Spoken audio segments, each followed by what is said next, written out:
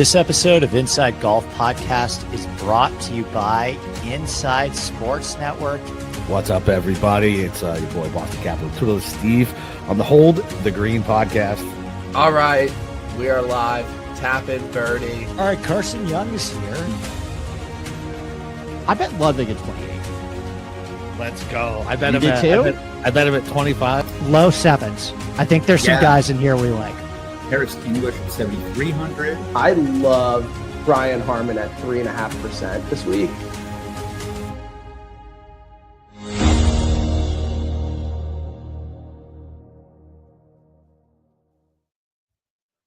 What's up, everybody? Happy Tuesday. First week of the golf off season. Football's a week away. Ryder Cup, talk in the air. Steve and me back together for the first time in I think a month. What's up, brother? I was going to say, like, do we still have the chemistry? Do we still have I don't know. I guess we'll have to see.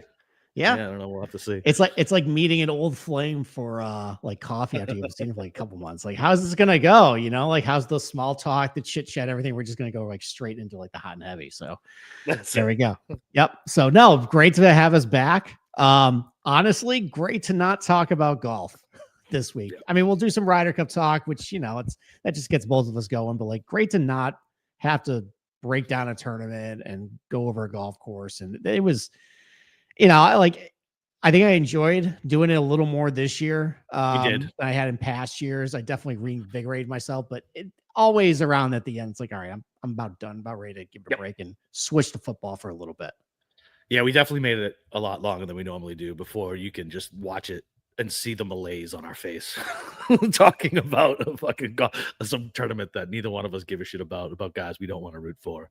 And yeah, so I think we did good this year, man. And now we're going into football. You have hope. I'm still pessimistic. And Dave, Cam is going to come. Don't worry. The drip will come. He will stop the conversation mid-sentence multiple times. Do not worry.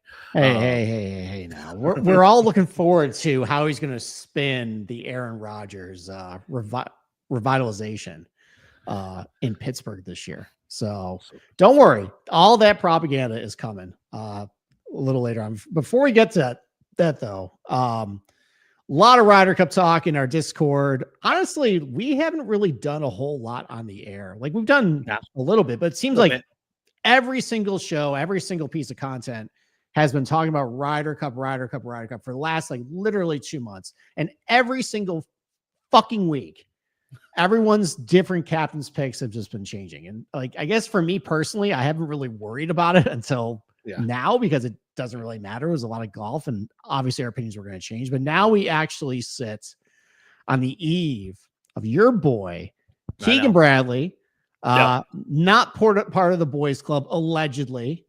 Allegedly, we will see. Is going to set things right from what was stolen from him in 2023 and set the team tomorrow.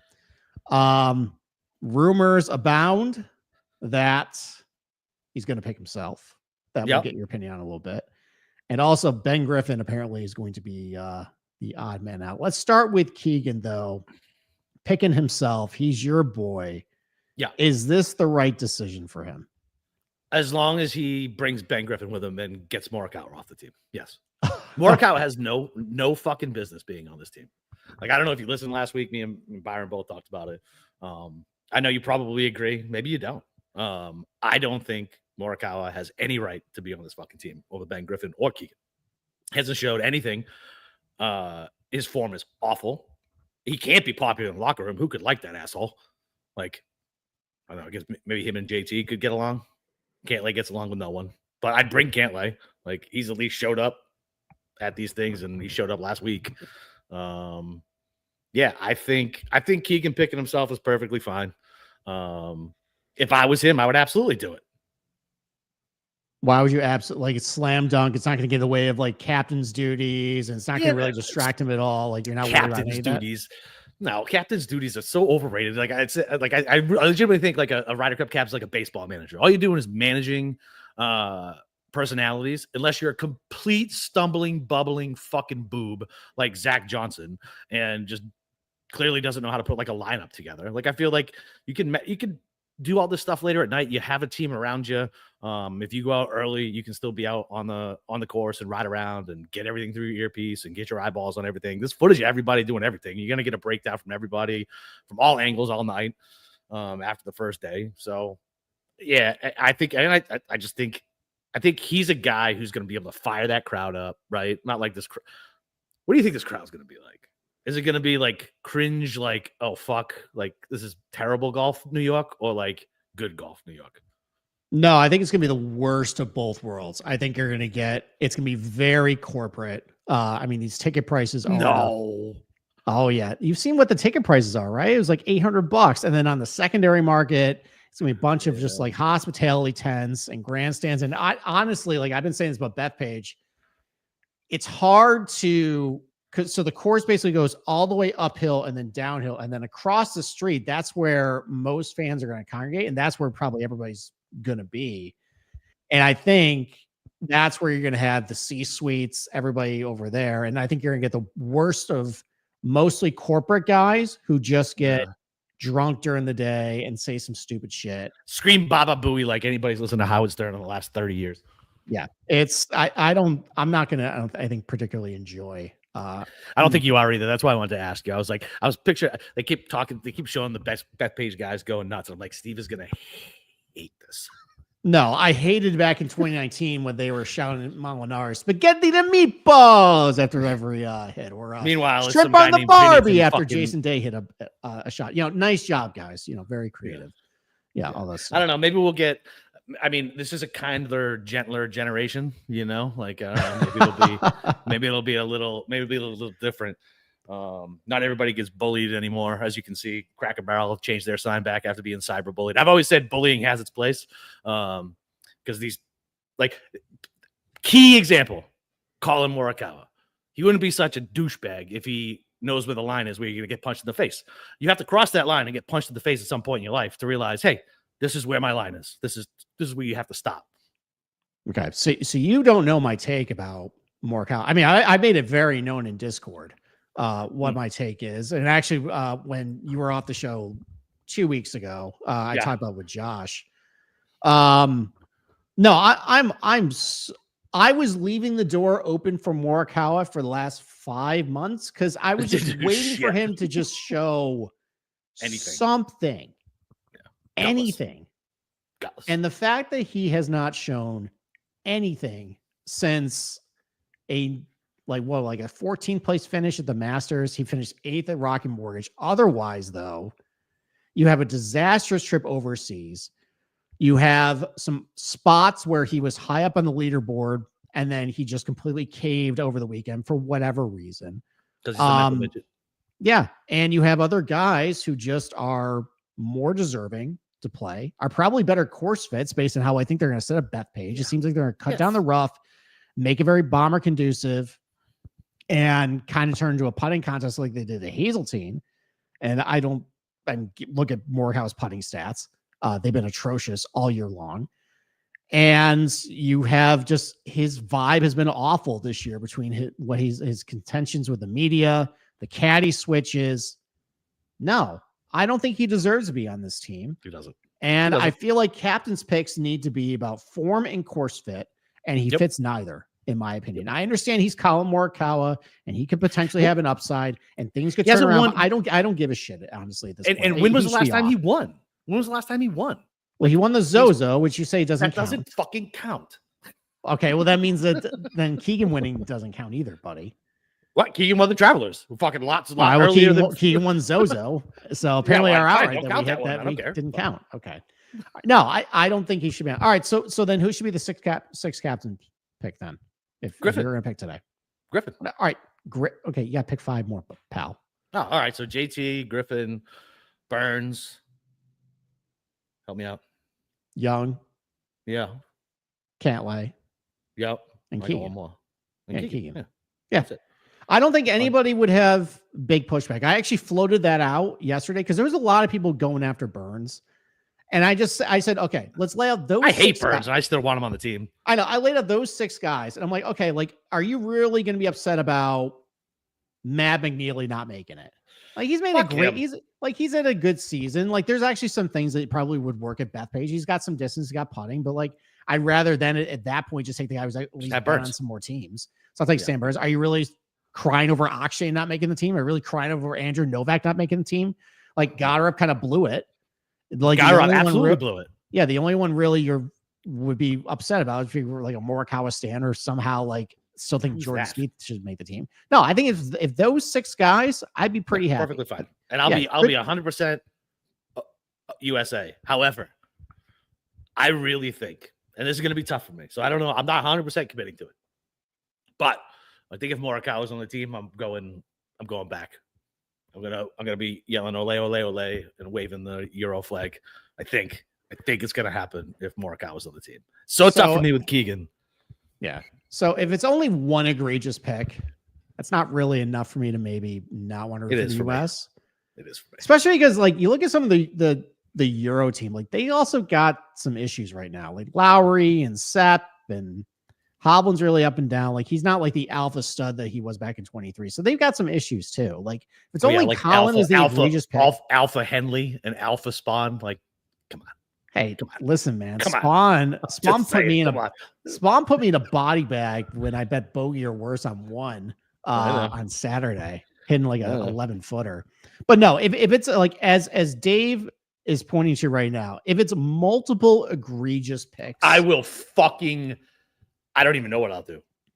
If then Colin and Ricky make it, why the fuck would Ricky make this team? So if it's multiple egregious picks, that would make me start to question what is going on with the process of this. It would tell me that, and then combine with the Keegan actually playing and that whole distraction. Because listen, like I agree with you. The captaincy is like, look, you got assistant captains that can help you as far as like the encore stuff, but like there's the other stuff of, okay, if you're actually playing, you're the captain. Maybe you're thinking about what's going on the course. You hear some other roars and stuff like that. You hear the olays, like maybe that starts to play with you a little bit, but like a lot of stuff with the captaincy is like, are these guys getting fed? Like, what's the uniforms? Like, you can just let the wife basically do all that stuff. But like you have that distraction though. But you have that distraction though. And if you have really shady other picks, I kind of question your process at that point. It would tell me Furyk and Kisner and all these other old hat fucking boys club guys are still pulling the strings, whether Keegan's the captain or not. If Ricky makes this fucking team, I will 100%. I don't give a shit if Ricky makes this team. I don't even care if Morikawa. If Ricky makes this team, I'm 100%. Like I might buy some shirts. Like it'll be so egregious. Yeah. And plus, like a lesbian fucking gym teacher, and he choked away his chance to get into Eastlake, just completely melting down because he's a fucking mental midget. He also gave away the last fucking point of the last Ryder Cup. You want that douchebag back on the team with a stupid Olympic tattoo? Fuck that shit.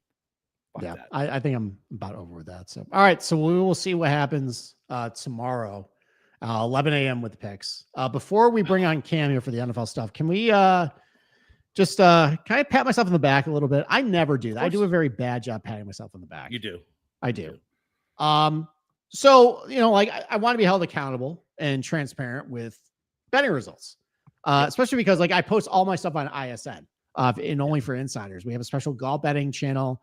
And anytime I get a lean on, for example, the Tour Championship, we were betting round scores. We were betting bogey or worse on Saturday, which should have went way better. Ended up breaking about even. But man, like you weren't following. JJ Spawn hit an 11-footer for par. Harry fucking Hall hit a 19-footer for par.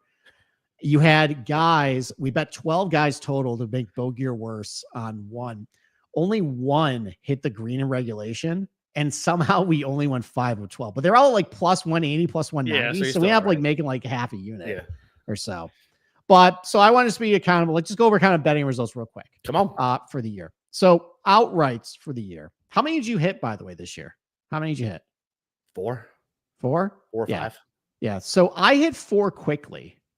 Yeah. I hit Harris English. I'm the king of Torrey Pines. I hit both the Torrey this year. You did. Harris English and Ludwig. I hit Min Woo at Houston. Then I hit JT at Heritage. And then that was it for the year. A ton of second places. Yeah.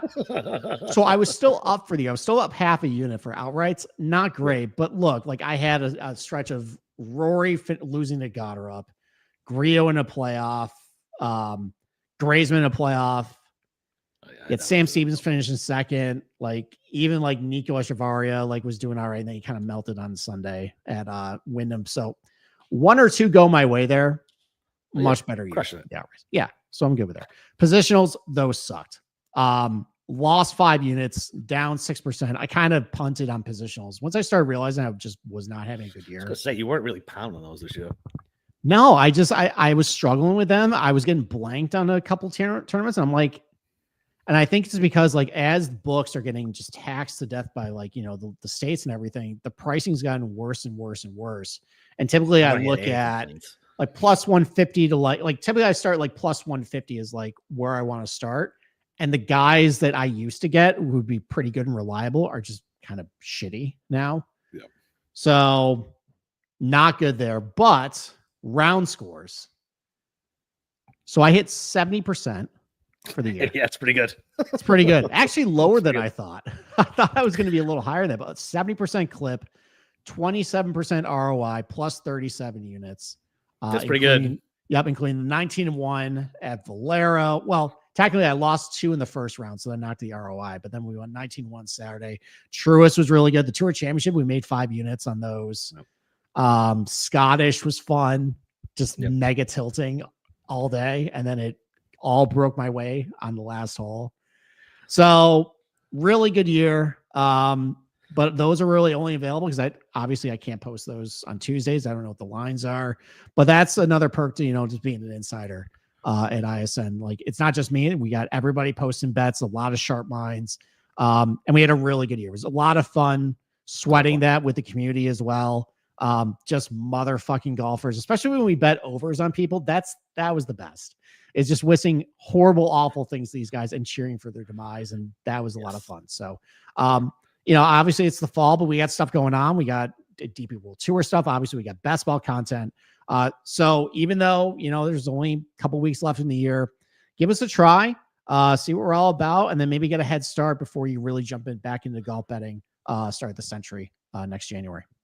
Fuck that. Come join the real D-Gens and bet fall golf. That's where our huge edge is. Like everybody else is going to be focused on football. We're going to know who the 50th golfer in this field is. And we're going to have scar tissue with this scumbag.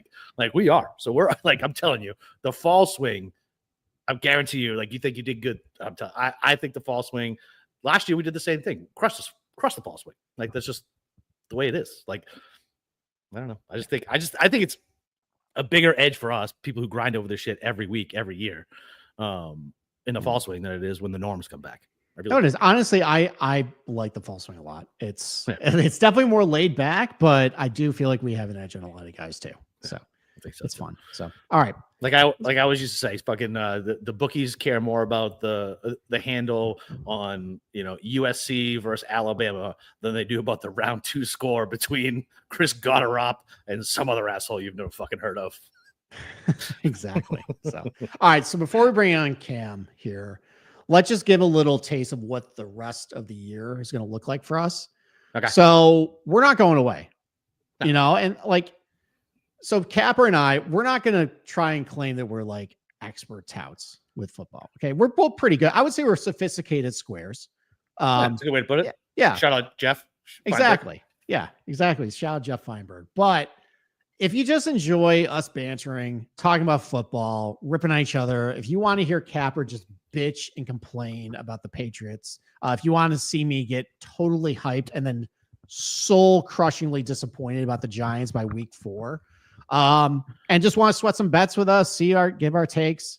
We're gonna be doing that every single week, all the way up through the playoffs. We'll have some NFL content, and it'll stay free. You know, we're gonna sprinkle in some fall when there's a fall event. We'll have an extra show for you, but we're basically transitioning to football at this point.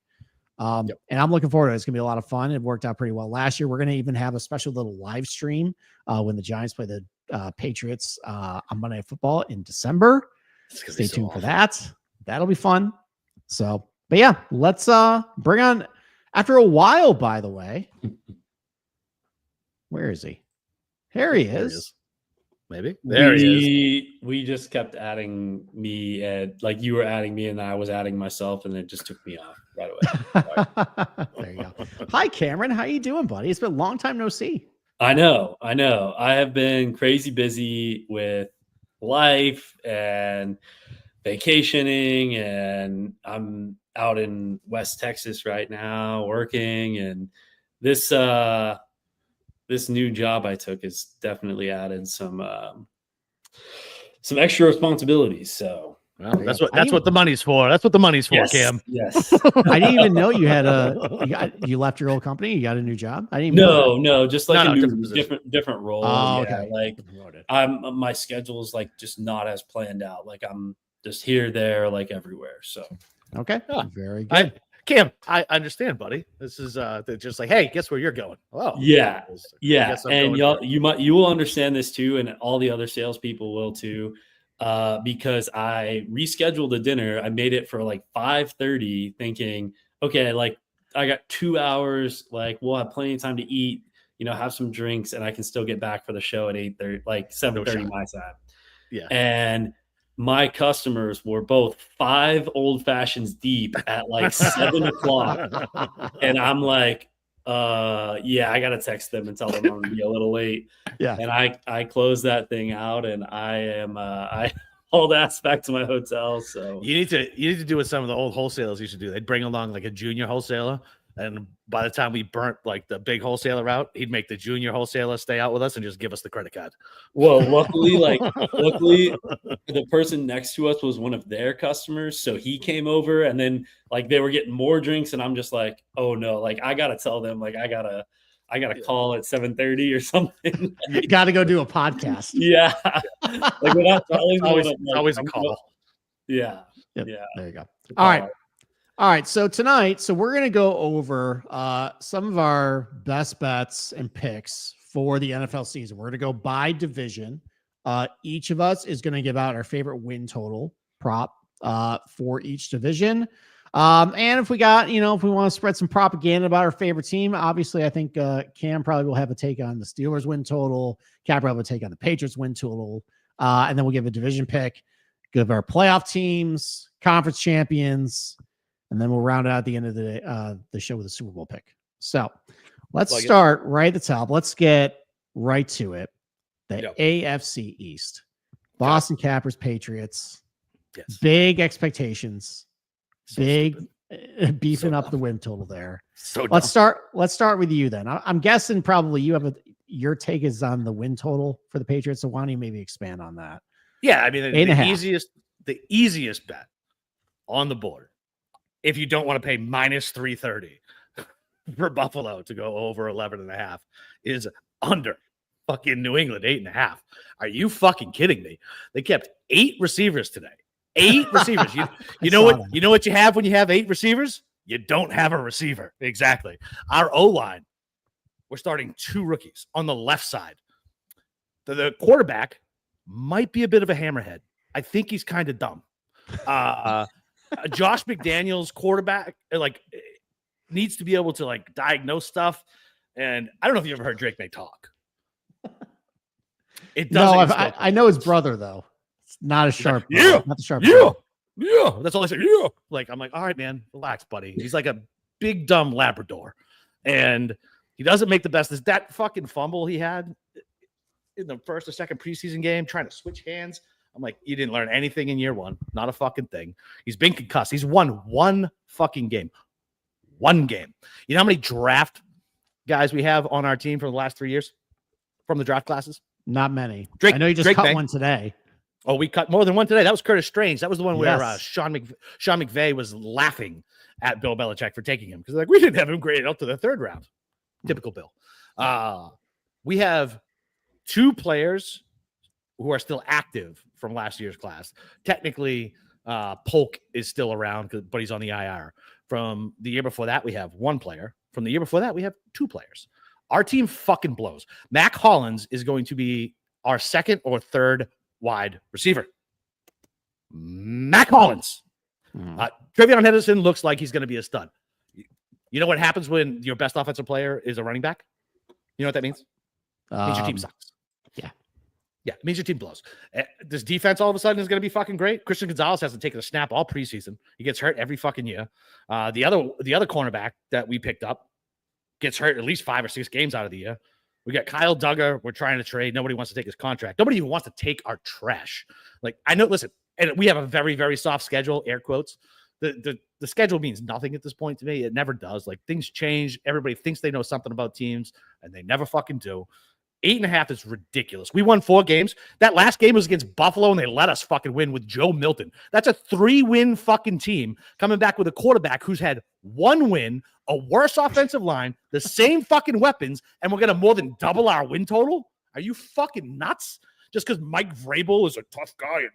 No shot. Fucking 6 wins, max. Fucking, I like the alt, fucking 5 wins. But I hammer that under 8.5. Hammer it. It's going to be another painful season for you, boy.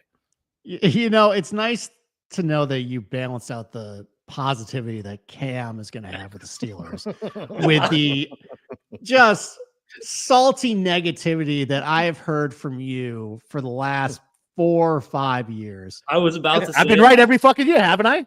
I've been right. I know what a winning team looks like.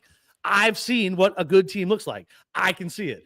This team ain't it. I promise you that. I cannot remember the last season. Like we've been together like 4 years. I can't remember any season that you haven't been down on them, and I've been positive on the Steelers. Yeah. It's literally deja vu every year. Well, we started doing the show in 2000, and that's when Brady went for the Bucks. So literally, the Patriots have been awful. We haven't been doing the show that long. Yeah, I mean, you had 1 year with Mac Jones, and you immediately were out on him after like 10 games. So, I was out on him draft night. And I talked myself into it. Remember, because we on the old network, I had my live reaction. And I was like, "Oh fuck no, not him!" And then I talked myself into him. And I through the season. I was like, "All right, maybe he's a little game manager. We can do something." And then, that was it. About 10 games. Yep. And then you had the game that they won where he threw the ball 2 times. You're like, "Oh, 2 times. That's not good." No, I was texting you and Jay, and I was like, "Yeah. This is not a great sign. Not a good sign." All right, Cam. What's your favorite win total for the AFC East here? All right. So with these markets, I've typically had success just like listening to podcasts, looking at Twitter, like seeing what who everyone is on, and then just going the opposite way. Yeah. That being said, like this is the first season I'd done like a ton of research on, so we'll see how it works out. But the Jets aren't going to be that bad.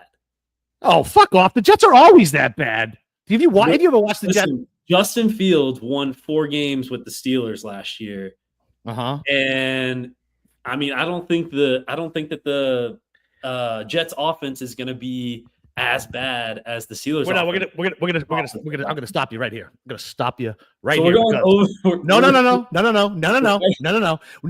Because you supported Tomlin taking Fields out last year. You were like, Fields is fucking terrible. No, yes, I never said Steve. That.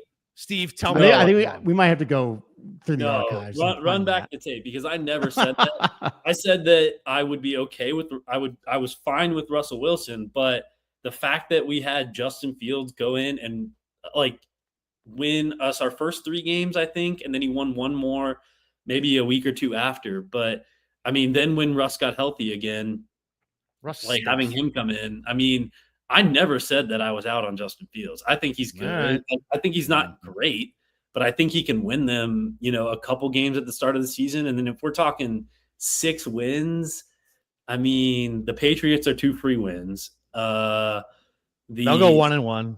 Yeah, they'll go 1-1 at home. Yeah.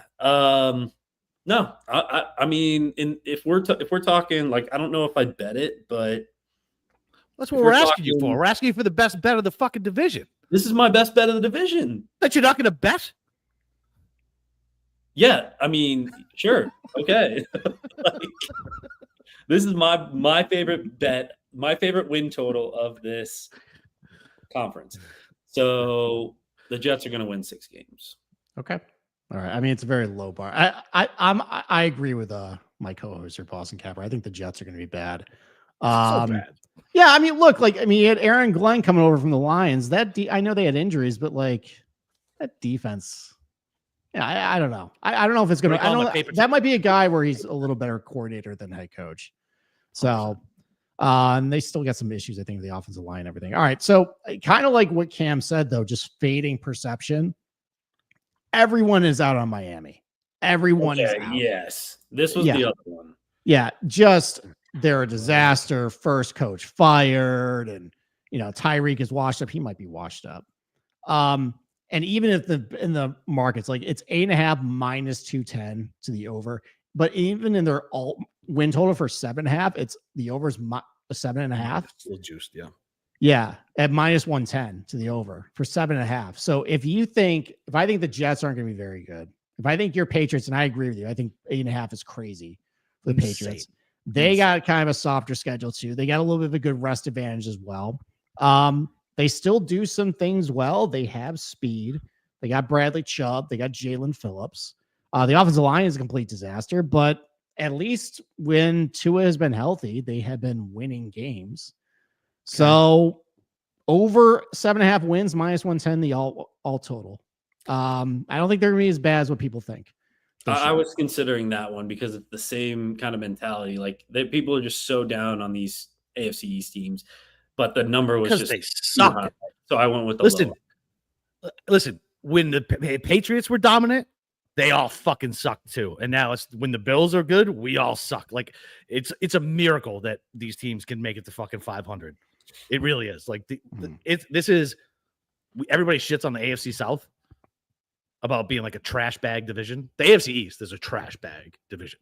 Yeah, they are. I mean, honestly, I don't like of this division. I didn't really like any of them.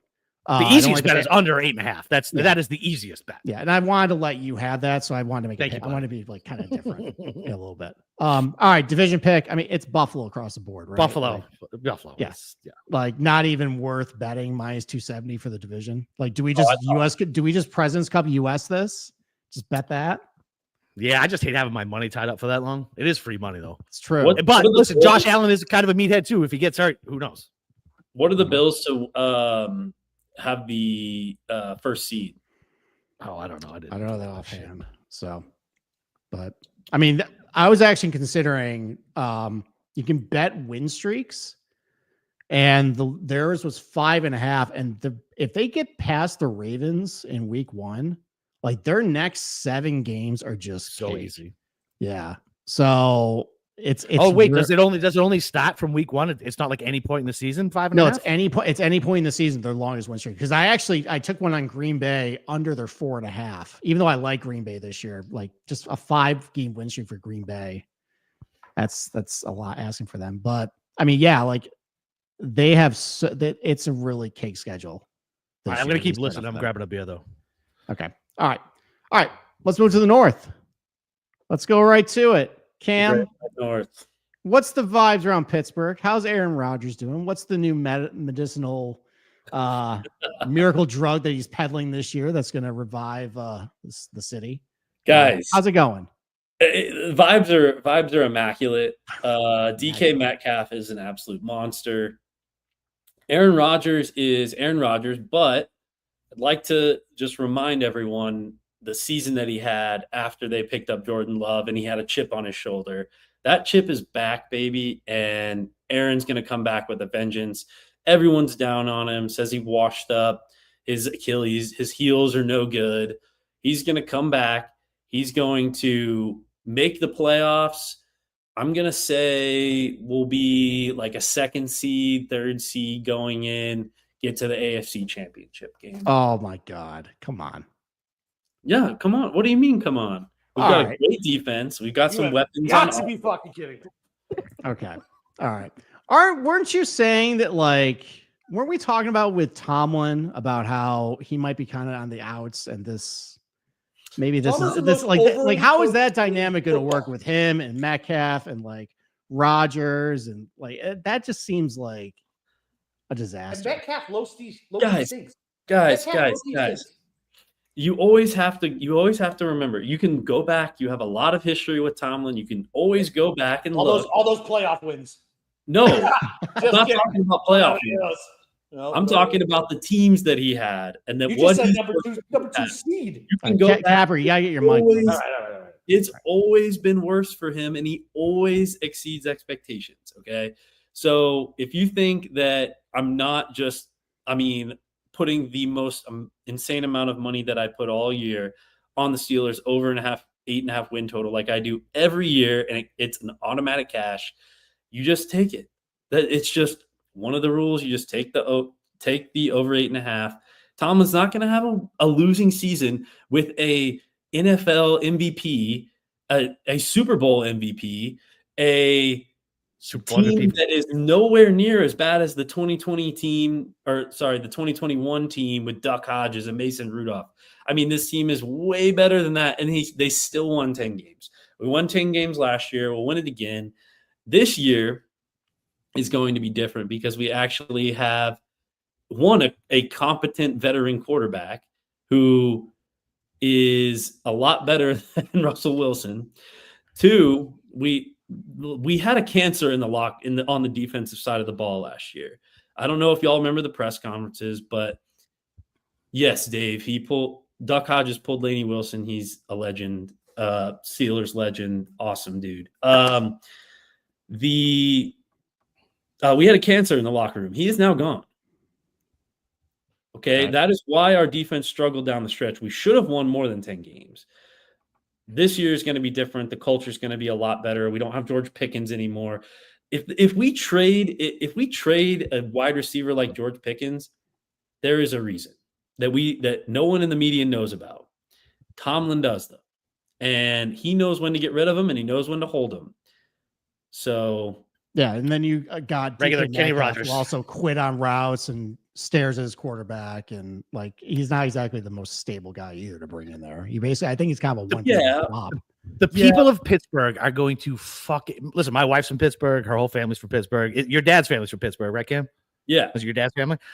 The entire city of Pittsburgh is going to fucking loathe Aaron Rodgers by week 7, and it's going to be a complete fucking disaster. You want to talk about, listen, this is like Aaron Rodgers trying to fit into Pittsburgh is like putting me in like rural Mississippi. Okay? It's just not going to work. It's just not going to work. Okay? Like it does not mesh. Okay? It just right. Like, okay. But my point is that the way that the New York Jets and like the New York fans treated Aaron Rodgers, like he just has this insane chip on his shoulder like he did when he was in Green Bay after they drafted Jordan Love. I think that's the positive spin I'm putting on this whole situation. Also, Skylar Thompson like balled out in the preseason, which is kind of cool. That was cool. All right. Skylar Thompson. He was this guy almost beat the Bills in the playoffs a couple years ago. Yeah, he was a Dolphin. Backup quarterback? Is that who we're talking about? Backup quarterback. Yeah. You were just talking about the Hall of Fame guy who's going to bring you to the promised land, but you also time to talk about Skylar Thompson. No, that was just you have second thoughts in the back of your brain. That's what that tells me. I'm just saying. No, that was a side comment. Comment. Okay. All right, Capper, let's kick it to you. What's your best win total for the AFC? Under Pittsburgh, 8.5. Aaron Rodgers is a fucking cancer. He fucking stinks. He is on his way out. This is Tomlin's finally going under. It's amazing that he was able to do it. I think Cincinnati's defense is going to be a little better. The Browns still stink. Baltimore is going to go 2-0 against them. They got a tougher schedule. Aaron Rodgers is a complete fucking tool bag, and your best hope is Skylar Thompson or whatever his fucking name is. Say this Aaron Rodgers. Every year. I promise you that. People try and spin this every year, and they're wrong every year. You cannot. Hey, listen. I'm so happy you guys win fucking 8 to 9 games a year, and you never win a playoff game. It's a great place to be as a fan. I'm sure. This is deja vu. This is deja vu. What happened? You won 8 or 9 games and didn't win a fucking playoff game. I like I said, I would rather win 8 or 9 games. I would rather win. That is the dumbest fucking take in sports. The dumbest take in sports is I'd rather win 8 or 9 games, never get better, never win a playoff game, and be in perpetual fucking purgatory. Yeah, at least like there's a chance every Sunday that I can. But there's really no chance. I don't have to root against my team and bet on their win total under every single year. That's my baby. Listen. Some people are just built different, Cam. Okay, younger, softer generation. I get it. I know you can't be hard. You don't want to boo your team. I get it. Well, where I come from, you boo your team until they deserve your goddamn applause, and that's it. Okay. All right. I'm going to go a different direction. You just mentioned Cincinnati might be a little better. I'm on the other side of that. I think they're overrated still. Under 9.5 wins for Cincinnati. Their defense still stinks. They lost a lot of guys, didn't really address it. They reached on the first round pick as well for the defensive line. Their offensive line is also still awful. Joe Burrow's going to get killed back there still. And like you got Burrow, you got Higgins, you got Chase. That's really all you got. I mean, Chase Brown too. Thank you, sir. I know Chase Brown's good. We got 4 skill guys basically. And then, but every other place where like in the trenches on the lines, they're both bad. And I think Zach Taylor also stinks too. I think he's a bad coach. He lucked into having Joe Burrow. So under 9.5 wins for Cincinnati minus 110. It's fine. No one's touching the Browns. I mean, no. Except they're another team that everyone's just like too many jokes, too little time. Yeah. So I think they're selling. Did you see they have like 7 like first round picks next year or something stupid? Yeah, they're just accumulating fucking up like they always do. Like how many first round picks the Browns have always had like a bag full of fucking first round picks and they never do anything with them. It's great. I used to run a fantasy league where basically you could trade draft picks like for future years, and like one time I ended up having like 5 first round picks for like 1 year. So it's kind of like that exactly. All right, so division win. I don't know. I'll go Baltimore by default. Yeah, Baltimore minus 170. It's easy money. Yeah, parlay Buffalo and Baltimore, and then figure it out from there. There you go. Cam's on the Steelers. You already said it. Plus 475. Win the division. Value. He's good to go to the conference championship. Yeah, you missed all that. No, I heard it. That's why I came back and yelled. All right. I didn't take earbuds on. I just went and got a beer.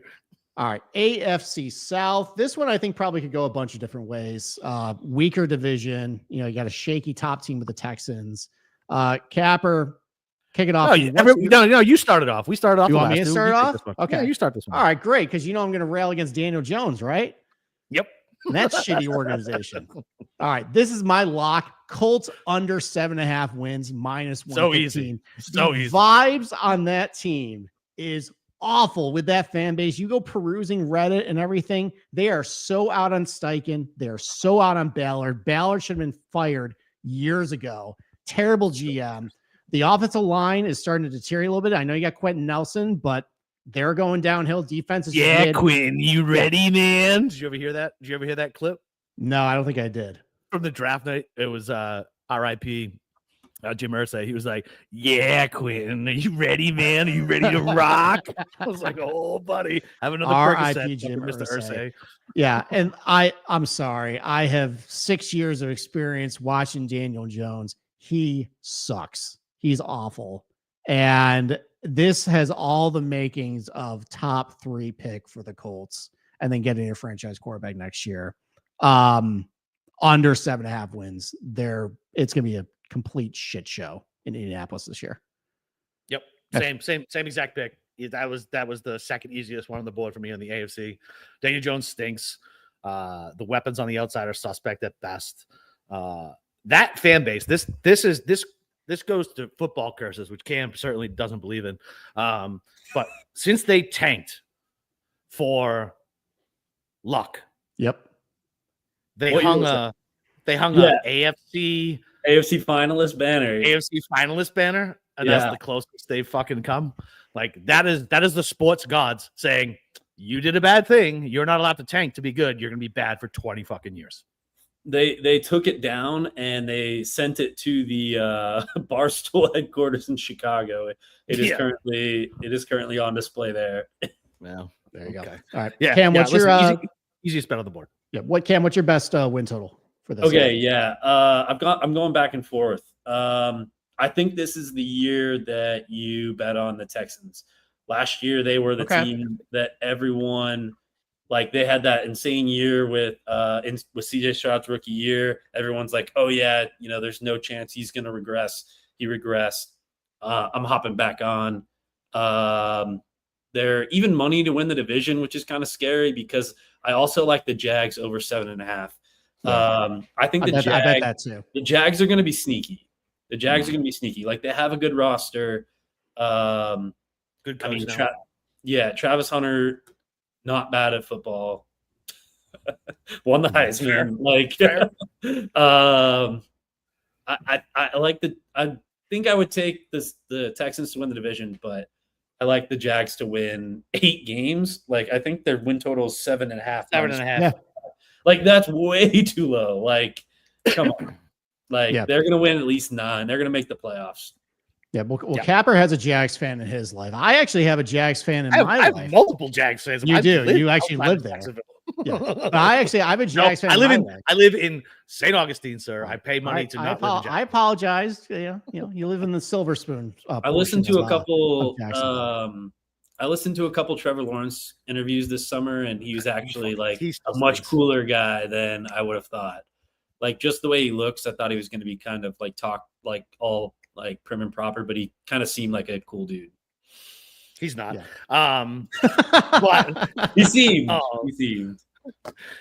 So I took the Jags at 3-1 to win the division just for all the reasons. Yes, let's go.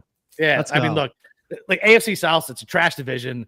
I thought Stroud really regressed last year, and I always think, especially if a quarterback has a really great first year, now the league's got tape on him, and now defensive coordinators are going to be able to game plan really well against them. And it seems like they did, and he lost his boy. Who was it, Tank Dell? I don't know. There's something about Stroud that bothers me. I don't know what it is. I don't know what it is. I just don't like several golfers that you probably paid on to. Look, something about them. Sometimes you got to go with your gut. Yeah. And so I like D'Amico Ryans. I think he's a great coach, but in this league, defensive coaches don't win anymore. They just don't. That's why I hated the Vrabel signing as a coach. Defensive coaches do not win long term. They just don't. The hard ass bullshit just doesn't work. I don't believe in Houston at all. I think they'll still probably make the playoffs because the division's soft. But Jacksonville 3-1 win the division. Okay. All right. I also bet Jacksonville 3-1 win the division too. I just getting rid of Balky, their GM as well. Let's just that guy clearing him out. Yeah, like I know they kind of hired like Doogie Howser as their replacement GM. Who, I mean, that Travis Hunter, like he could be really good, but that trade was. So when I go on to do the golf stuff on the Jacksonville radio, we always make the joke because one of the hosts is a Boston guy too, and we called Balky the Don Sweeney of Jacksonville, which is not a compliment. Don Sweeney is the GM of the Bruins, who no one likes. And so coaches were turning down jobs if they weren't not going to fire him, and they finally gave in and fired him to get this coach. So hopefully it works out. Yeah. The coach seems like kind of a goober, but listen, offensive genius, we'll see. Yeah, I think the offense is going to be better. I mean, they've got some skill makers or playmakers on the defensive side of the ball too, and it's a soft division, so. Yeah, give me 3-1. I'm drinking a little bit of the Jags Kool-Aid this year. So yeah, I like that. All right, let's go to the AFC West stacked division -1 team. I think. Cam, on y'all's takes. Interesting. I wonder what team you think it's going to be. That's not going to be good. Yeah, I think it's obvious. Okay, so I think you're wrong. If you think I'm wrong, okay. I think you're all wrong. right. Okay. Yeah, Steve, you start again. Okay. All right. Well. So everybody's given Denver, I think, the flowers this year. Yeah. Bo Nix, everything like that. Sean Payton. I'm going to go the other way, though. I'm going to go with a coach that just seems like he can always squeeze out 10 wins out of a team. And I know they just lost their left tackle, Rashawn Slater, but they can slide over Joe Alt to the left side. Justin Herbert is a really good regular season quarterback. Not playoff, but regular season quarterback. I like some of the weapons they have. And they got a good rest edge, if you believe in that as well. I'm a little worried about the front seven, but their secondary is really good. I think Harbaugh is still going to be able to squeeze 10 wins out of the Chargers, over 9.5 wins plus 105 for them. I don't think they're going away. I think they'll be a solid playoff team. I think they'll be fine, even with the loss of Slater. I mean, Slater's been battling injuries for the last couple of years anyway. So I know it's a big loss, but I think they'll be able to figure it out. Yeah, not many teams have the ability to slide somebody like Joe Alt onto that side to be able to make up for it. Right. I just think Harbaugh is such a hardo. He's so hard to root for. He's such an asshole. I don't know. I love him. I think checks out. Awesome. It absolutely checks out. I mean, I think he just gets his guys up. Like, I think he's a good coach. Yeah. Plus, their first 10 games, like other than the Brazil game, which it's the Chargers. They could lose everybody that game, because, they're snake bit. Yeah. But after that, though, their first 10 games before the bye is pretty soft schedule. They could get, rolling pretty good, hit that bye week, and then maybe come out fresh, for their the closing stretch and get to that over. So I don't know. I don't know. I don't see it with the Chargers. I just don't. I guess it's just because we beat the Chargers so many times that they just seem so snake bit, and they really are. They're a loser franchise. Like, we don't think of them in the same light as like the Browns and things like that. They really are like a loser franchise. Yeah, they are. Yeah. I will never forget having the Chargers like +3 or something like that against the Jags. Or was it the other? Who were they playing in that the first round playoff game? Oh, I moneyline bet that thing a million times when they were fucking up 21. Yeah. That was one of my best betting fucking nights of my life. I was texting with my Jaguar friends. I was like, listen, we're getting fucking 25-1. Let's just stop betting a little bit, stop betting a little bit, stop betting a little bit. They're never going to keep up. Dude, I legitimately think betting like a $25 pop, I think I made like $2,000 that night. I'm losing my mind. Were they playing the Jags? The Jags came. Yeah, it was the Jags. Yeah, came back. Down by 21. Yeah. Okay, yeah. That I had the Chargers. Never again. Womp womp. Yeah. All right, Capper. What's your favorite win total of the West? Raiders over 6.5. Okay. So you think they're gonna? You think they're gonna stink, right? Yeah. How old is Pete Carroll? 68, 69. Age is just a number for him, sir. Have you seen that guy chuck ball, run around? And listen, you're talking. No, time out. And you're talking about a guy who fucking hates Pete Carroll. Okay, I don't even a Pete Carroll fan. He almost ruined my Patriots. He was in between Parcells and Belichick for me. Yeah, he came in and took a Super Bowl winning team and dragged that team almost to the fucking bottom. It was terrible. Like Willie McGinnis, Teddy Bruschi, all these fuckers, Ted Johnson, all these studs, and just our defense was trash. Okay, he went to USC, got himself back up, went to Seattle, became a great coach again. This guy has never lost more than 7 games in a season in the NFL. Okay. Geno Smith definitely kind of stinks. Okay. But they have, he definitely stinks. But I'm telling you, talk about soft schedules. I mean, if you look, they're going to win week 1, Raiders money line, no question. They can absolutely beat the Chargers. Then I think the Commanders might take a step back. And then they face the Bears. The Bears are going to stink. And then the Colts. I mean, what are we talking? 4-1 off the jump, and then the Titans possibly 5-1. All right, hold on. What if they are just the doormat for everybody this year, though? I don't think they're going to be the doormat for everybody. All right, I really don't. I think they have enough. They have enough star players. Max Crosby, the defense is underrated. Antonio Pierce was a fucking moron. He was a terrible coach. Pete Carroll is not a terrible coach. Okay, he might have made some bad calls, but he's not a terrible coach. And I think 6.5 is egregious. I think all of these teams, especially the Broncos and Bo Nix, can take an absolute step back. The defense can get better. They were horrific last year. So yeah, I think 6.5. 6.5. Yeah. So I'll tell you how bad. Dave. Yes, that's a tough point. What's funny is I did. So that's how bad my high school football team was. I fucking played cornerback. That's how bad my high school football team was. Yeah, I think 6.5. I think it's fine. They have plenty of skill position players. Bowers, Myers, that young kid, Genty, Thornton. No, not Genty. Yeah, not even talking. And Genty, Thornton's good. I'm telling you, they have enough skill players, good enough pass rush. The NFL stinks. Like the product itself, there are not many good teams in the NFL. They're just like the PGA Tour, right?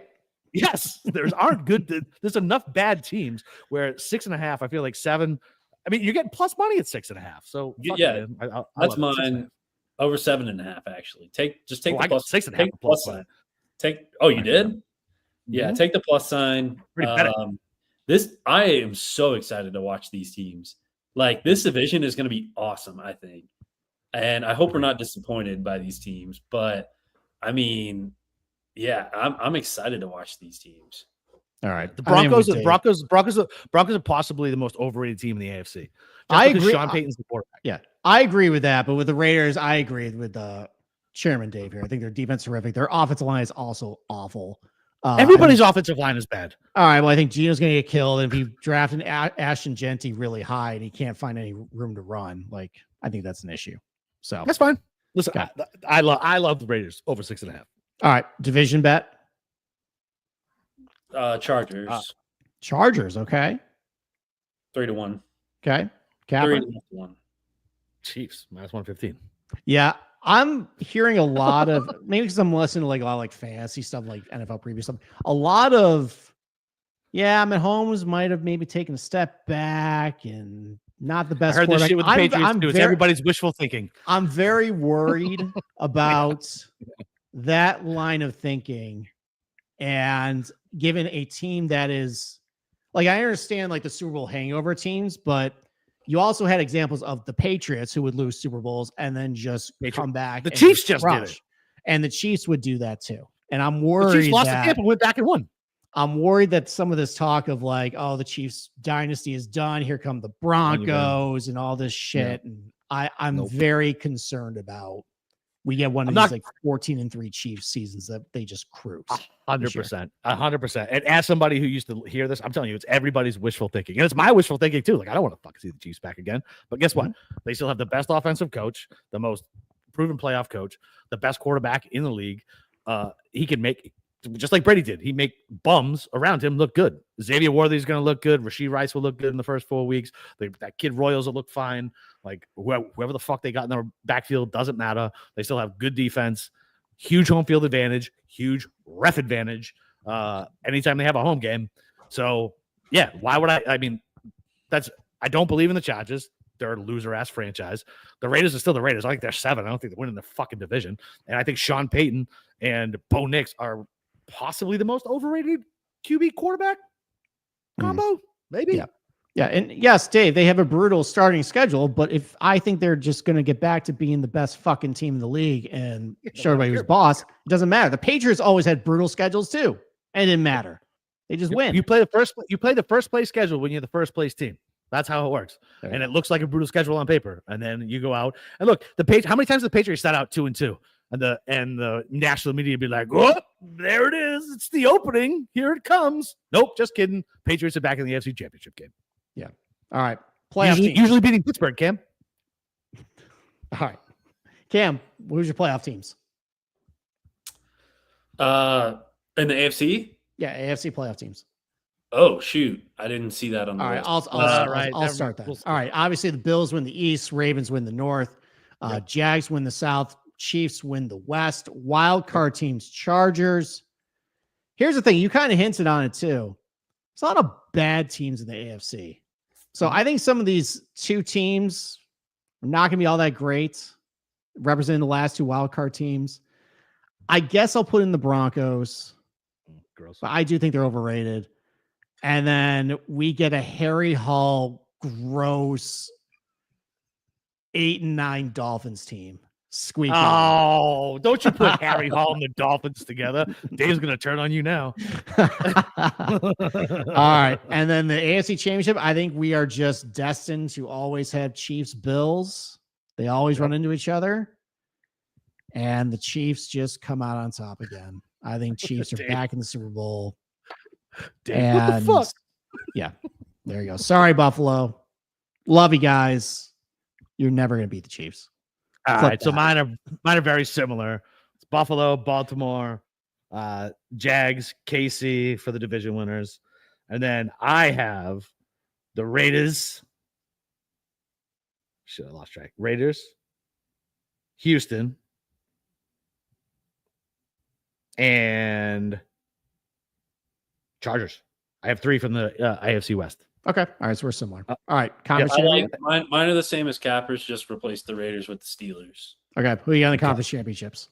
The Bills. Conference championship. I have Baltimore. No. And Buffalo. Okay. It's finally Josh's time. Oh, no. It's finally Josh's time. You listening, Jay? I'm picking the Buffalo Bills. Jay's my Buffalo buddy, by the way. So, frankly, he doesn't know. Yeah. I love it. Cam? The Steelers are going to play the Bills in New York, and they are going to try and cancel it again because they think they're going to lose. And then I'm going to get in a bunch of Twitter arguments with Kathy Hochul stands, and I'm going to call for her impeachment again. And she might not get reelected, buddy. So you might even have to. Okay, then the Steelers are going to win, and they're going to go to the Super Bowl. If Kathy Hochul gets elected, the Bills win. If she doesn't, then the Steelers win. But I'm pretty sure the election is trying to goad me into teaching Kim how clearing snow off the road works in New York. All right. Well, that'll be great for your business, because if it snows and they have to cancel another playoff game when they think they're going to lose. Yeah, the problem is salt doesn't work with 6 feet of snow, but okay. Yeah, he doesn't know. He's from fucking Texas. Exactly. Doesn't snow there. Right. They got snow once, and they shut down the state. And Ted Cruz went to Mexico. Snow's made up. All right. Snow is made up. That's just like birds. Yes. All right. NFC East. Let's transition there. You are 100% leading off NFC East, Steve. Here's the thing. I'm actually not going to talk about the Giants.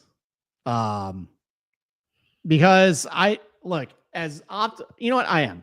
I lied. What are you talking about? As optimistic as I am about the future, I am very encouraged by Jackson Dart. I think the defense in the front seven is going to be really good. I also have a brain and understand that our schedule is fucking ridiculously brutal, and that Russell Wilson is still going to start probably 12 games for us. Oh, he is not starting 12 games. I think he will. I think he will. All right, charity bet, $100, St. Jude's for you, and then Wolfson's for me. He does not start fucking 12 games. All right, fine. Maybe I take that back. The combination of Jameis and Russell Wilson start 12 games. Okay. See, that takes injury into place. How about first 12? So you think Jackson Dart? So you think Dart is going to play sooner? Yes, I think they're committed to keeping him on the pine, because it is a brutal schedule, and it does let up at the end of the year. Like, we got Dallas, we got the Raiders, I think Dallas. I think everybody's sleeping on Dallas. I think they are too, but that's an easier team, I think, to probably throw them at. After the bye week, they have a late bye week, week 14. So let Russell and Jameis kind of get beat up for the first 13 weeks or so. Oh yeah, because going 0-7 to start the season and Dayball fucking yeah, he's definitely not going to put the better quarterback. They might go 1-6 to start. To be I'm saying, honest, it's a tough schedule. Well, even with Dart, they might go 1-6. I'm very optimistic for the future. I think 5 probably is a good number for what they're going to get. So where I want to go, though, you hinted at it. Washington. Let's go. Everyone is steaming them. Yep. And I think everybody who's want to fade Washington, here's that stat, like 20 of 22 on fourth down. We've all heard that. Jane Daniels is a twig, and eventually somebody is going to step on him and break him. And maybe that's this year. Their offensive line, they traded for Laramie Tunsil, but from what I've heard from Texans, he's a human false start machine. You trade for Deebo Samuel. He's a human injury machine. Their defense is awful, and they lost some players on the defensive line. They didn't really replace them a whole lot with free agency or the draft. A lot of questions still on defense. They got a big rest advantage, tougher schedule, under 9.5 wins for Washington. That is my pick for the NFC East. 100%. I'm 100% with you. That's exactly my pick as well. For the same reason. Look, I mean, they got a year on tape on them, and look, they were absolutely amazing. It was a great Cinderella story to watch. But at the end of the day, this is a team that completely overperformed.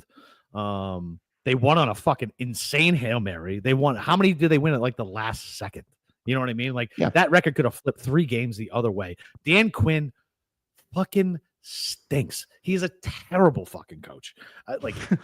Under 9.5 wins is a gift from fucking God, especially in the NFC fucking East, where things are so volatile. A team like Philly, while they might come back to earth, are head and shoulders talent above fucking Washington. They had 6 rookies start last year. 6. Do you know how lucky that is to have 6 rookies start, and 3 games could have flipped the other way? Under 9.5 all day, every day, twice on Sunday. Let's go. There you go. Cam, are you gonna make it a sweep, or are you going somewhere else? No, I'll agree with you guys. I would just add that, like, we just talked about, see how CJ Stroud kind of regressed his second year, and it was exactly that reason. I mean, I was, if you would have asked me what the line was, I probably would have said 10.5 at even money. But I mean, I think I select the under at 9.5. Okay. All right. There you go. Division winner, who you got? I mean, I'm going with the boys. Okay. We're talking the NFC East. It's not going to be the Eagles again, right? Because they did twice in a row. Wow. When was the last time it was 3? When was the last time anybody did 3 times? I know, but now that everybody's saying that, like, how many times we had that stupid little, like, a trend like that in golf, and then it just ends up happening, or like, but Sirianni's a fucking idiot. I know he's a fucking idiot, but I think Brian Schottenheimer's still kind of an idiot too. You got to remember he's the coach. What's the real line is, what's the over under on when the Eagles fans turn on Nick Sirianni again? Like, it'll be like week 5, week 4. Yeah, okay. They don't care. So, yeah, no, I understand no back-to-back winners in the division since 2000, but that is just a trend that isn't really made up of anything. Listen, I'll play the variance game at 7-1, where I think everybody's sleeping on Dallas, even if Micah Parsons doesn't come back. Dallas offense, even though with George Pickens, the cancer, I think Dak's a good enough quarterback. I think the schedule's pretty easy as well. Yeah, so their win total's only 7.5. No, so that's the thing. I hate Dallas with every bone in my body. Yeah. But what's the make playoff prop? It's got to be plus money, right? If it's only 7.5 total. I like that better. I still think the division's probably going to be the Eagles. Probably get 11 wins. I think that'll be enough to win the NFC East. But yeah, I think Dallas probably back in the playoffs this year. They're plus 170 to make the playoffs. Okay, I think I'm actually going to add that. I think. Well, you know what? Fuck, I don't want to root for that. and plus 170 isn't worth rooting for your fucking rival. No, I'm not going to. If you're a neutral party, I like Dallas getting plus money to make the playoffs, but I hope you lose your bet because they fucking suck and I hate them. All right, but I'll go with Philadelphia. I still think Philadelphia's going to win the division. So, all right, fair enough. All right, NFC North. Cam, let's kick it off to you. We haven't kicked off the division for you yet. All right, what's your best win total for the NFC North? The NFC North. That's another tough one. Yeah. But I'm seeing him in a couple weeks actually next weekend at A&M. He's being inducted he won the Lifetime Achievement Award for a Texas A&M student athlete. Dan Campbell, I'm going with the Lions. I think that, yeah, they lost all their coaches. They lost their coordinator, but I believe in Dan Campbell, and I think he's going to get them back to at least the second round, if not the NFC Championship. Okay. All right. Yeah, people are really disrespecting for losing the coordinators. Yeah, exactly. Yeah, it's kind of, everyone's kind of zagging off them and going to the Bear. Actually, they're all going to Packers probably. But I think this is a good spot to jump back in on the Lions. Okay. All right, Capper, what about you?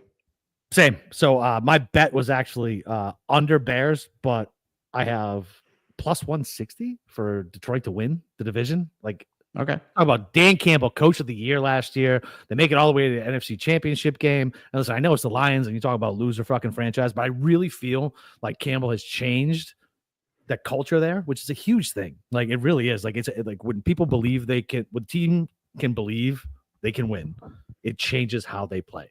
They still have amazing fucking skill players on offense. They're getting that moose back on fucking defensive line. Coordinators are always fucking overrated. How many coordinators who are geniuses go somewhere else and completely fucking fail, and the head coach stays and does well? I mean, Belichick, Ryan, fucking Schottenheimer, like all those guys, like they just stay and they're able to motivate guys and they're able to coach well. I just think they're too talented, and I think Chicago is so overrated. Caleb Williams has a good preseason, and now all of a sudden that O-line is good. And now they were way more overrated last year. They were actually. I hammered all their props last year. I think it was 9.5 wins. I got minus. Now. I got plus money on missing the playoffs. for them. Yeah, I'm getting plus money at under fucking 8.5 wins. They see Caleb Williams in his cannon. So yeah, under 8.5, Chicago for me. Detroit division winner. Okay, I'm only going to say this for the Lions because, I mean, yes, there's the coordinator stuff, but Frank Ragnow retired, and I remember their offensive line went to complete shit when he was injured, like, went out of that lineup. So I think that's a big concern. That's a big loss. That's fair. So, on top of the coordinator thing, we'll see. I'm going to Minnesota, though. I bet this a month ago was 9.5. It's down to 8.5. I think I still like it at 8.5. I know Kevin McConnell, he's a great coach and everything, but I'm not buying JJ McCarthy. He hasn't played a meaningful snap in a year and a half. We were ragging on him even being considered a first rounder going into that draft. And then he was picked 6th because he was not asked to do anything in Michigan. He was basically carried by all this other stuff. And then he had a great combine in the underwear Olympics. And all of a sudden he's rising up the draft board there. I'm just not buying it there. It's a much tougher schedule. And I think Ben Johnson will make the Bears better this year. I am buying that. I think Green Bay is going to be a lot better this year too. So under 9.5 wins for Minnesota. I think they're the bottom dwellers of that division this year. I like it. That's fine. I'm 100% with that. That was one that I was thinking about too. And Dirk McGurk, that's what I thought Cameron Kerr was talking about as well. Johnny Football. That's what I thought he was talking about. Yeah. I was like, Johnny Manziel, what does he have to do with Detroit? All right. So you guys are both on the Lions win the division. Probably Yep. Okay. Plus 160. All right. I'll take Green Bay plus 240. You rail on me for loving Matt LaFleur. I think he's a good coach. Okay, with his tight pants, his fade, and his fucking beard, and his. You just don't like the man is handsome. Okay. All right. I think you're threatened by that a little bit. Okay. So, yeah. Okay. No, I think he's a good coach. I think we also have to remember too that he's not a good coach.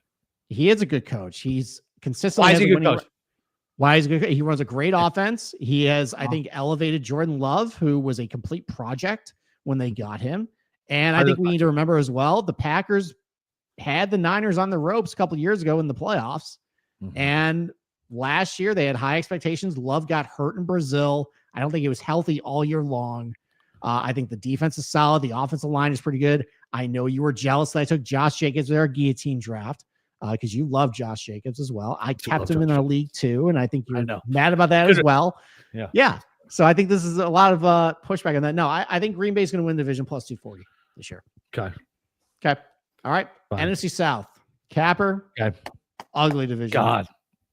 What another shit bag division. My God. AFC East, NFC South. This is trash bag division. I mean, I think the easiest bet is Tampa under 9.5. Okay. Baker Mayfield throwing all those goddamn touchdowns, no interceptions. I don't know, man. The guy shows you who he is for year after year after year and finally has like a good put together season. Listen, it's a good story if he can keep it going. I don't particularly think the coach is very smart.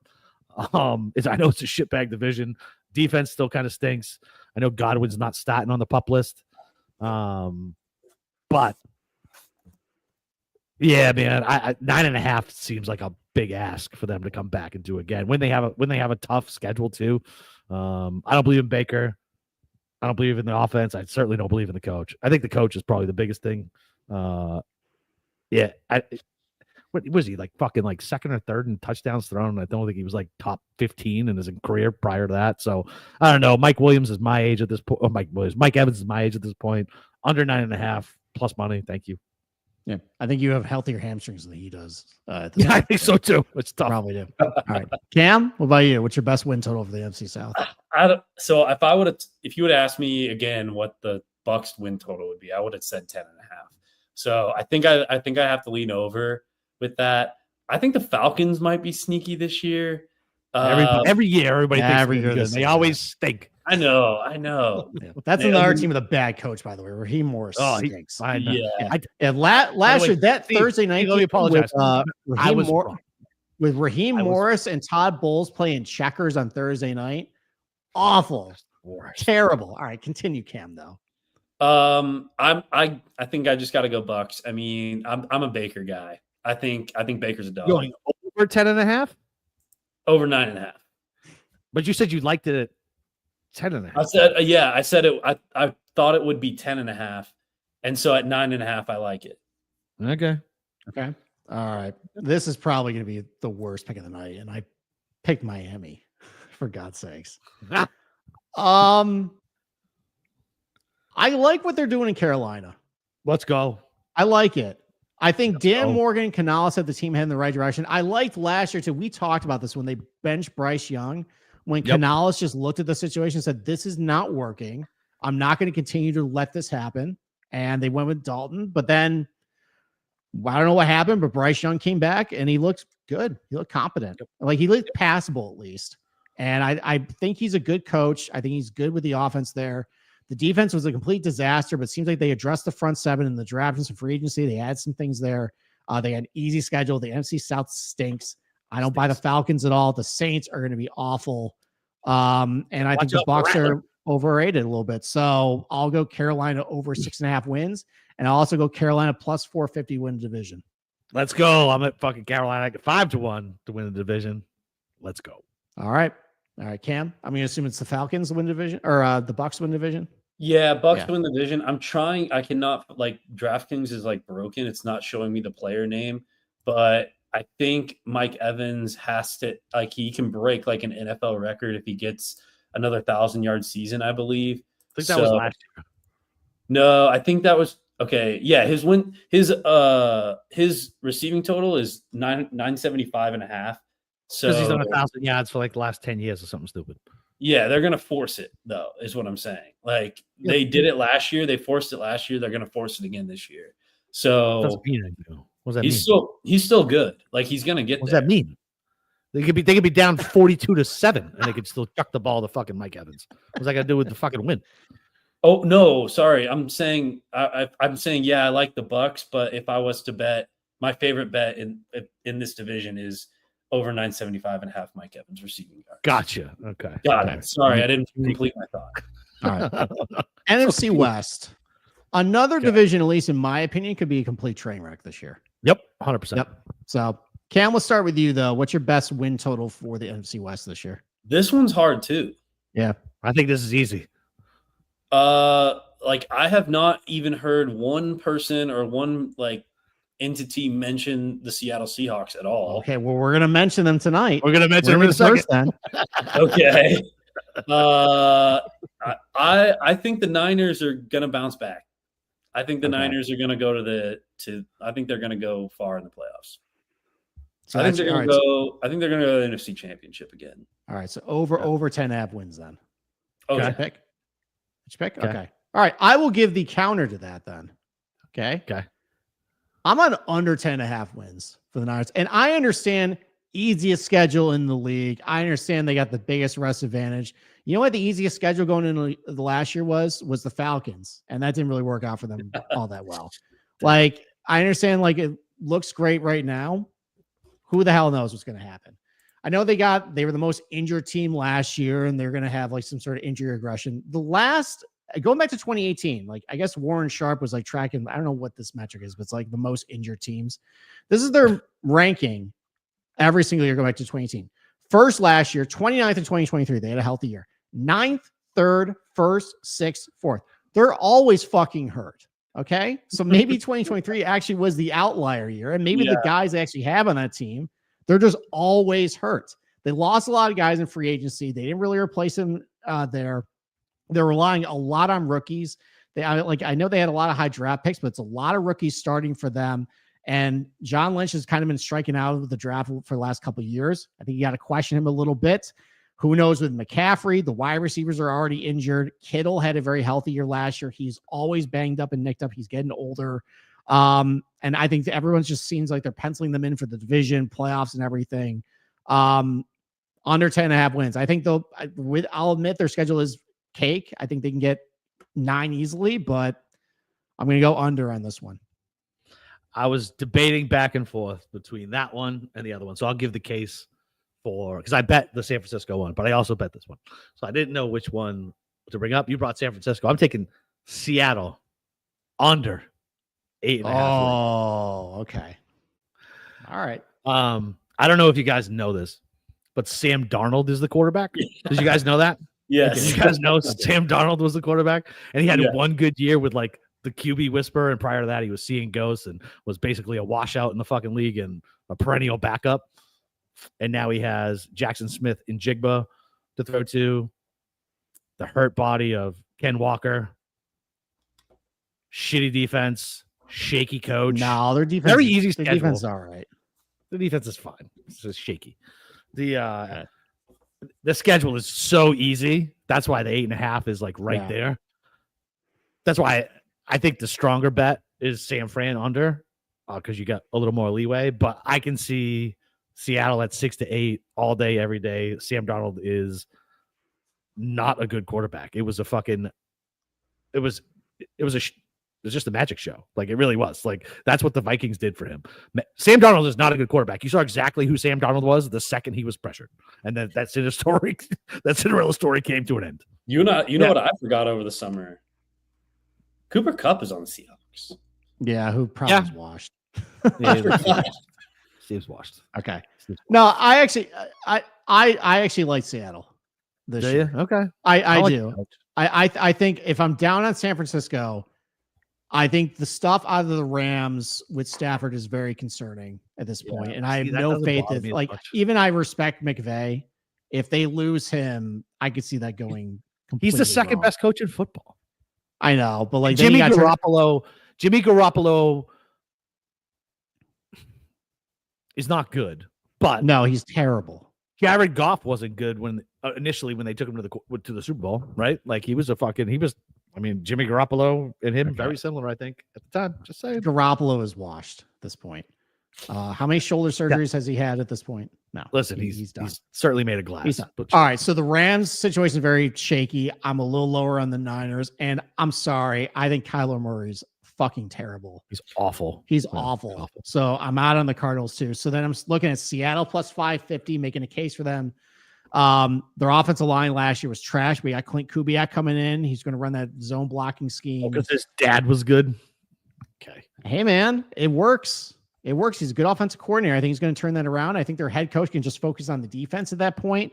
The defense is really good. They got rest advantage.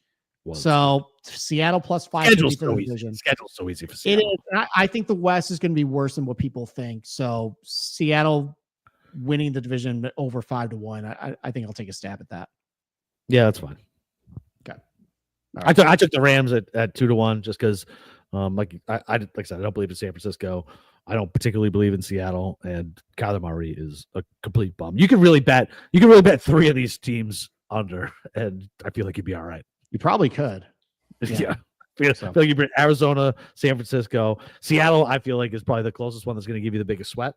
But I feel like this division is not going to be good, like you said. All right, so Rams for you, Seattle for me. Cam, you're on the Niners win the division. Yeah, Niners win the division. I think the Cardinals. I don't know. I think they could be sneaky. Ugh, Kyler stinks. Like, wasn't he hurt? Like 2 years ago, he got hurt 2 years ago. Yeah. So you can call last year kind of like a recovery. Can't call his decision making because he had a bad knee. He fucking spazzes out in the pocket as soon as anybody gets near him and chucks the ball. Dude, they did this preseason for Christ's sake. Yeah, you're right. Against twos. He stinks. Yeah. As someone who's had a Kyler Murray a lot in fantasy, I have never enjoyed watching him. Hand up. Yeah. Same. It's not good. It's not good. All right, playoff teams. I'll start. So East, I got the Philadelphia win the East. I got the Green Bay win the North. Carolina win the South. Seattle win the West.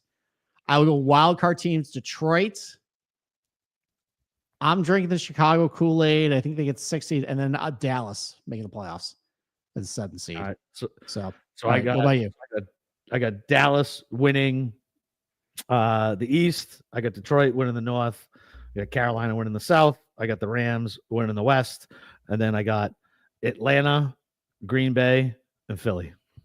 Okay. All right, Cam, who are your playoff teams? I like those. So Lions, Niners, Cowboys, and then Bucks. And then let's go. Oh, shoot.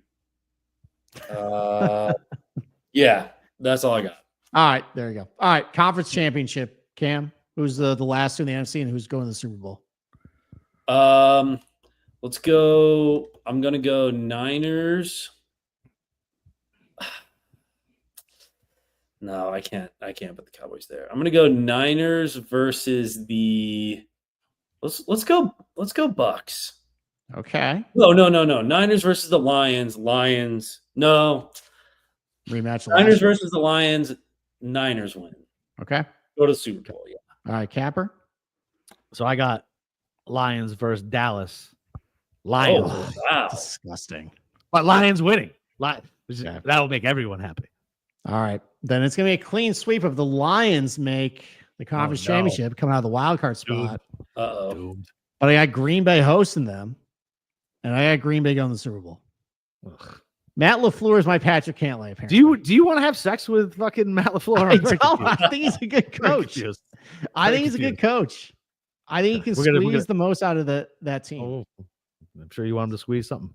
All right. So Super Bowl pick. So Capper, you have the Bills versus the Lions, the all loser bowl. The all loser bowl, baby. And the Lions take it. Definitely not happening. Okay. The Lions take it. Okay. The Lions take it. The city of Detroit finally gets a W. All right. You have the Steelers versus the Lions, Cam. No, I'm going Bill. I'm going Bills versus Bills Lions. So I know I'm Bills Lions. Bills Niners. Okay. Yeah. All right. So the old Chris Berman special there. He always picked Bills and Niners in the Super Bowl. It's true. He did. Yeah. There you go. Yeah. Okay. All right. There we go. Who wins? All right. Who wins? The Bills. The Bills finally get it done. Oh God. Yeah. Okay. All right. So I want to see Josh get a Super Bowl. All right. I got a rematch of Super Bowl I, Chiefs Green Bay. I think Kansas City, with everybody starting, I think people are talking negatively about them. I think they're going to roll this year. Chiefs win. Did you know Kelsey got engaged today? I did. I actually found out before my wife because ESPN had it plastered as news, for God's sake. I was like, oh, it started breaking, and I'm trying to watch like who's getting cut and who's stuff. I was like, oh, time to get off of fucking Twitter because this is going to be the next fucking 12 hours. They are so thirsty for all the Taylor Swift subreddit was all pissed off because they found out that Taylor Swift got engaged through an ESPN. Why are you on a Taylor Swift subreddit? I saw this on Twitter. But it was a bunch of like clips, and people were super pissed that they found out that Taylor Swift got engaged through an ESPN notification. I was holding it for a friend, Dad. It's not mine. I really wasn't on the subreddit. I saw it on Twitter. It's not mine. Adam Schefter broke the news on Taylor Swift getting engaged. Like, so stupid. Well, anyways, it's the true love story. They win the Super Bowl. I saw a hilarious meme someone put on Twitter too of it was Taylor Swift walking down the aisle, and it was just a private jet on the aisle. All right. I don't know why that. All right, that's it. Oh, hour and a half show. Pretty good. Not bad. Because she takes her private jet across cities, like instead of driving. Mm-hmm. All right. Okay. All right. So that's it. Thank you guys. Good show. Team Blake Lively on that, by the way. Team Blake Lively, way better than Taylor Swift. It's not even close. All right. We'll be back next week for week 1 picks. We still got to decide on the day. We used to do it on Thursdays. We should not do it on Thursdays anymore. Buddy, so typically I'm going to be trying to get back home on Thursdays too, so that'll be tough. So let's do Wednesdays. Let's do Wednesdays. Okay. And then if we got to, and then Tuesdays we can still do a golf if golf, like the golf we need it. Yep. So, all right, guys, thank you. Appreciate it. Good picks. We'll be back next week for week 1. Week 1, baby. NFL season. Raiders money line. Let's go. Gross. We're so back.